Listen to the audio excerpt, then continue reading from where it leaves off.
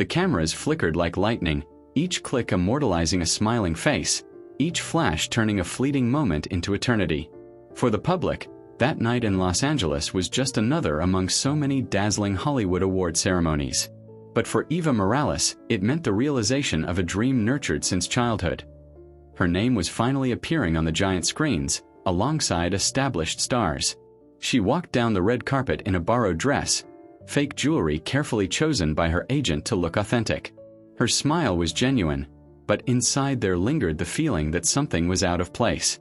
Everything seems a little too perfect, she thought, as she listened to the screams of fans behind the security barriers. Hours earlier, in the studio dressing room, executive producer Richard Lang had extended what seemed like an innocent invitation. Eva, after the official party, a few of us are getting together for a private dinner. I think you should come. That's where the real connections happen. He smiled with that calculated look that left no room for refusal. Eva knew exactly what it meant. Ever since she'd begun walking the corridors of the industry, she'd heard stories about the private dinners, events that never appeared in the gossip columns, but where careers were made and destroyed.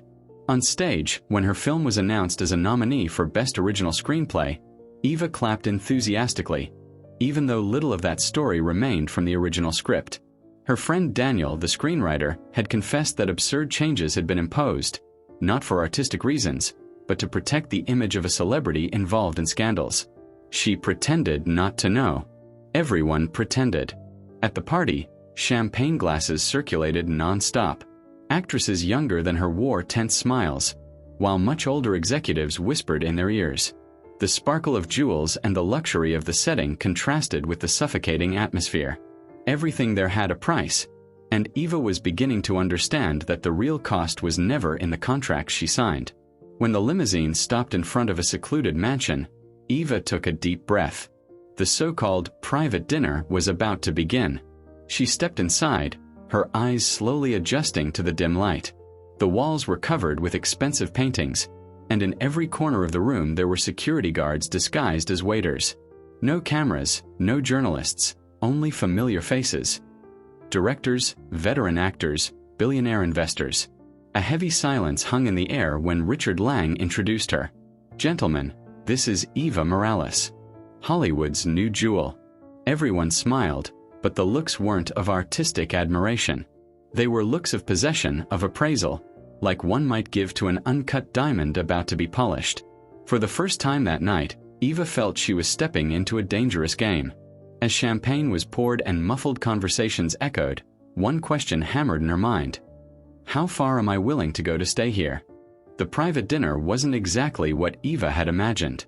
There were no contracts being signed, no open discussions about roles in future films. What existed there was something subtler, yet equally disturbing, a silent auction of people.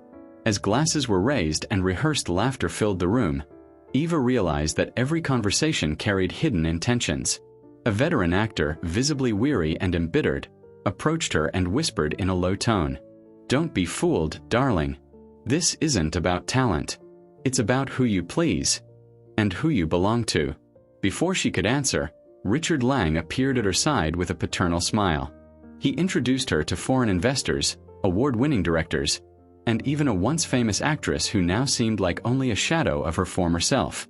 Everyone looked at her as if she were a piece of precious merchandise about to be bought. Eva pretended to be comfortable, but her stomach churned. In the days that followed, the world seemed to celebrate her shine. Magazines began featuring her photo on center spreads. Entertainment websites proclaimed Eva Morales as the new promise of American cinema.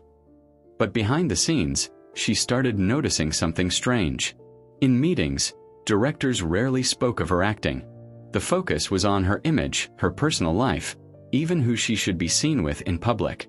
Arranged relationships for the press were nothing new in Hollywood. But now she discovered that many of the celebrated couples on magazine covers were nothing more than cold, calculated contracts. It was her friend Daniel, the screenwriter, who finally pulled the curtain back. They met in a quiet cafe, far from the studios. He was nervous, glancing around before speaking. "Eva, I need to tell you something. Do you remember how suddenly the whole script changed?" Of course.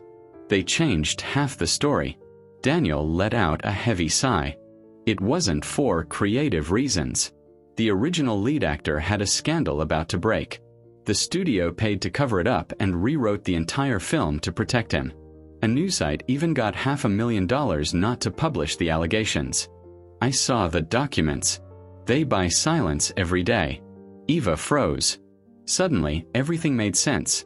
The way journalists were selective with their questions during interviews, the rumors that vanished without explanation, the idolization that felt manufactured. That night, alone in her apartment, Eva couldn't sleep. She turned on the TV, and once again her image appeared, plastered across a special segment about Hollywood's rising stars. But now, instead of pride, she felt disgust. Her phone buzzed. An anonymous message appeared. Be careful what you dig for. Hollywood doesn't forgive those who try to show what's behind the shine. A chill ran down Eva's spine. She hadn't told anyone about her conversation with Daniel. Someone was watching. And for the first time, Eva realized that the fame she had dreamed of might actually be a luxurious prison with invisible bars. The anonymous warning was still flashing on her phone screen when Eva realized she was facing something far bigger than she had ever imagined. Until that moment, she thought Hollywood secrets were just stories from behind the scenes. Private parties, affairs, arranged contracts. But now, with Daniel bringing proof of cover-ups and someone monitoring her every move, it felt like she was stepping into forbidden territory. The next day, she met Daniel again. He looked more worn out. Eva, I got a strange call. They told me to stop digging. Did you tell anyone about the documents? She asked, worried. Daniel shook his head. No. But they know that I know. And if they know about me, they know about you too. He then showed her a flash drive. This has everything I managed to collect. Forged contracts, hush money payments, names of journalists on the payroll. Even criminal scandals buried. It's filthier than I ever imagined. Eva felt the weight of it. This wasn't just Hollywood gossip. It was an entire system built on lies, blackmail, and dirty money. That week, Eva was invited to another party. This time at an even more secluded mansion, where only a select group of actors, producers, and investors attended. Driven by curiosity and the need to confirm her suspicions, she accepted. Inside, she realized the glamour was nothing but a facade. Young, newly arrived actors, desperate for attention, moved about like chess pieces. Drinks flowed endlessly, and in certain rooms, doors opened and closed discreetly, revealing scenes that would never appear in any official photo. Eva approached a veteran actress, nearly forgotten by the media, who stood on the sidelines with a glass in hand. The woman looked bitter yet resigned. You're just starting out, aren't you? The veteran said with a sad smile. You think this is a party? No, darling. This is a marketplace. Here they buy obedience, sell silence, and destroy anyone who resists. Eva tried to ask more, but before she could press, Richard Lang appeared once again, smiling, and pulled her away. Still, the veteran's gaze stayed etched in her mind, the look of someone who had seen the worst and knew exactly where it all led. The following week, Daniel disappeared. He didn't answer calls, didn't reply to messages. His apartment was untouched, as if he had stepped out just to grab coffee, and never returned. Desperate, Eva went to the police, but the response was cold. Adults go missing every day in Los Angeles, miss. Without evidence of a crime, there isn't much we can do. That's when she was contacted by Michael Harris, an investigative journalist working in independent media. He had heard rumors about Daniel's disappearance and wanted to meet. They met in an underground parking lot, where Michael handed her an even heavier dossier. Eva, you don't understand. This goes way beyond movie studios. We're talking politicians, media conglomerates, billionaire businessmen. Hollywood is just the storefront. The real power lies with those who control the stories, who decide what the world can or cannot see. He looked at her with deadly seriousness. If you go forward with this, you'll become a target. They don't play games. Eva held the dossier with trembling hands. In her mind, a storm of thoughts collided. The dream she had always carried, the fame she had finally achieved, Daniel's disappearance, the veteran destroyed by the system. That night, staring at her reflection in the mirror, she asked herself the one question that would change everything. Am I willing to risk my life to expose the truth? And for the first time, the answer came without hesitation. Yes. The dossier weighed more than any award Eva could ever hold in her hands. Papers and digital files that revealed the invisible machinery sustaining Hollywood. Illegal deals, blackmail, manufactured careers, destroyed lives. The more she read, the clearer it became. This wasn't just a film industry. It was a global power machine, capable of manipulating not only culture but also politics and public opinion. But the price of truth was already closing in. In the days that followed, unfamiliar cars began trailing her through the streets.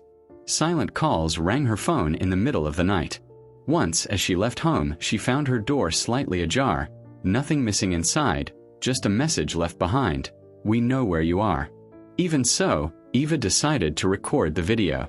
Alone in her apartment, with a tired face but a steady voice, she turned on the camera and began. My name is Eva Morales. You may know me as an actress, but today I speak as someone who can no longer live surrounded by lies. She named names, described secret parties, showed scanned documents, read passages from forged contracts, and exposed hush money payments. She even mentioned cases of mysterious disappearances buried by the media. The video lasted just over 30 minutes, yet it carried decades' worth of hidden secrets. When it was over, she took a deep breath. She saved the file onto multiple flash drives and sent it to Michael Harris, the journalist, with a single message. If anything happens to me, publish. The next morning, Eva didn't show up on the film set where she was supposed to begin a new project. Her phone was off. Her apartment door was locked from the inside. No signs of struggle, no clues. Only silence. 2 weeks later, the video mysteriously appeared on dozens of independent channels across the internet. Within hours, it went viral. Headlines exploded worldwide. Governments called for investigations. Studios denied everything. Some called Eva brave, others called her a liar.